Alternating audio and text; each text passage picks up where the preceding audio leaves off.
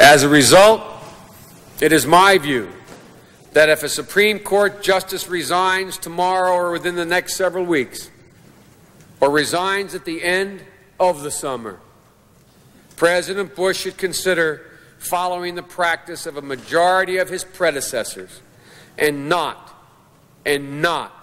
name a nominee until after the November election is completed. The Senate, too, Mr. President, must consider how it would respond to a Supreme Court vacancy that would occur in the full throes of an election year. It is my view that if the President goes the way of Presidents Fillmore and Johnson and presses an election year nomination, the Senate Judiciary Committee should seriously consider not scheduling confirmation hearings on the nomination until after the political campaign season is over. And I sadly predict, Mr. President, that this is going to be one of the bitterest, dirtiest presidential campaigns we will have seen in modern times. I'm sure, Mr. President, after having uttered these words,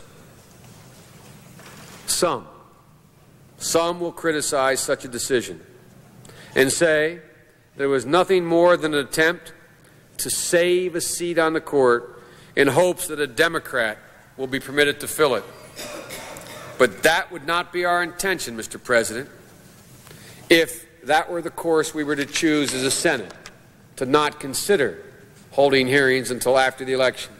Instead, it would be our pragmatic conclusion that once the political season is underway, and it is, action on a Supreme Court nomination must be put off until after the election campaign is over.